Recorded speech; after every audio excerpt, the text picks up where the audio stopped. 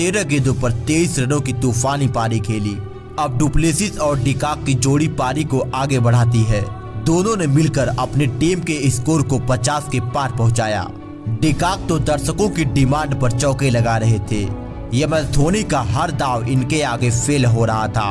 फिर 13वें ओवर में डिकॉक ने इसी सिंगल के साथ अपना शानदार अर्धशतक भी पूरा कर लिया। इतनी जल्दी अफ्रीका का स्कोर 100 के करीब पहुंच रहा था। बावजूद उसके डिकॉक हर गेंद को बाउंड्री में डील कर रहे थे। मोहित को लगाया गया यह छक्का हर किसी को मोहित कर रहा था कि उसी बीच डिकॉक ने मात्र 77 गेंदों पर अपना ऐतिहासिक शतक भी पूरा कर लिया। अभी तक डुप्लेसिस का पल्ला शांत ही था। अकेले डिकॉक ने पारी को संभाल रखा था। अब 25 ओवर की समाप्ति पर स्कोर 177 रनों पर 2 विकेट होता है। अब फाफ डुप्लेसिस ने अमित मिश्रा को निशाना बनाकर एक बाउंड्री तो जरूर लगाया, परंतु उसी ओवर में अजिंक्य रहाणे ने उनका एक आसान सा कैच ड्रॉप कर दिया।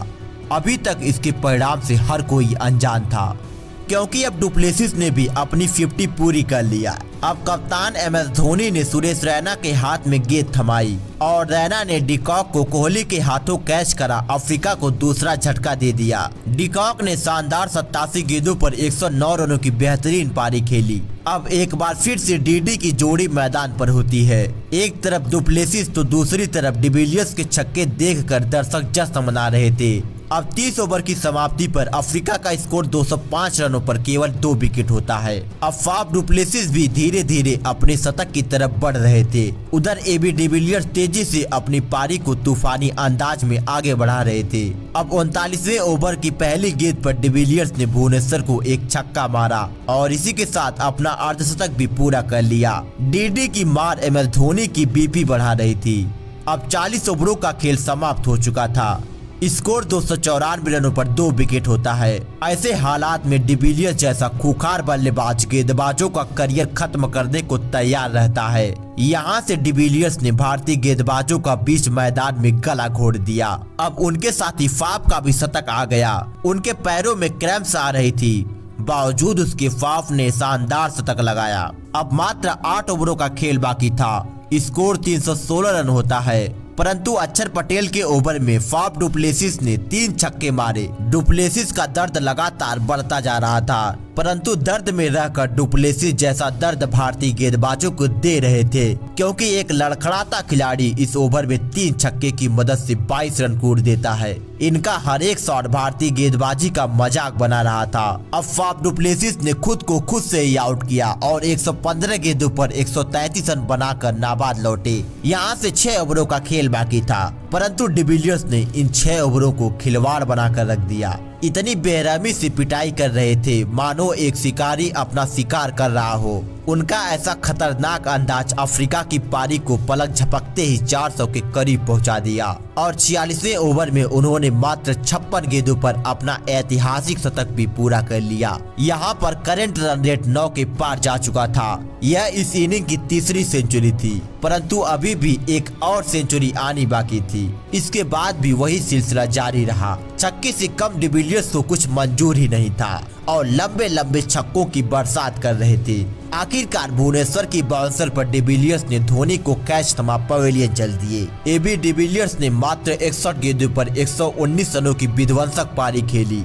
स्कोर 404 रन होता है। भुवनेश्वर कुमार अपने शतक से मात्र 14 रन दूर होते हैं, पर मिलर का कहर भुवनेश्वर को उनका शतक पूरा करा दिया और इस ओवर में 3 चौके और 1 छक्के लगे। भुवनेश्वर ने 10 ओवर के गेंदबाजी कोटे में 100 रनों से ज्यादा रन लुटा दिए। अब धमाका पूरे मैच में हुआ था तो आखिरी ओवर में कैसे रुक सकता था, और पहली गेंद पर एक लंबा छक्का लगा, परंतु दूसरी गेंद पर विकेट गिर गया और अफ्रीका टीम ने 438 रनों का पहाड़ जैसा टारगेट सेट किया। भारतीय टीम का मान सम्मान मर्यादा डिकॉक, डुप्लेसिस और डिविलियर्स के हत्थे चढ़ गया। अब भारत को यह मैच और सीरीज जीतने के लिए इतिहास दोहराना था, क्योंकि अब 300 गेंदों पर 439 रन बनाने थे। भारतीय टीम की तरफ से रोहित शर्मा और शिखर धवन की जोड़ी मैदान पर आती है। रोहित ने पहले ओवर में चौका लगाकर अपने इरादे को जग जाहिर कर दिया। फिर दूसरे ओवर में धवन ने भी चौके से अपना खाता खोला। यह मैच केवल चौकों छक्कों का था और वैसा रवैया देखने को भी मिल रहा था।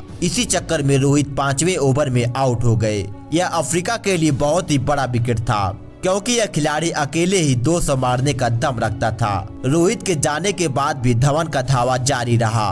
विराट कोहली भी पहली गेंद से ही अपना आक्रामक रूप अपना लेते हैं, पर कोहली का यह स्वाभाविक खेल नहीं था और यही कारण था कि रबाडा की गेंद पर विराट कोहली विकेट देकर पवेलियन चल दिए। इसके बाद अजिंक्य रहाणे मैदान पर आते ही रन बनाना शुरू कर दिया और चौकों की बरसात करने लगे। जहां कोहली रोहित के जाने के बाद टीम पर संकट मंडरा रहा था, तो वहीं रहाणे अपने खतरनाक अंदाज से सबको हैरान कर रहे थे।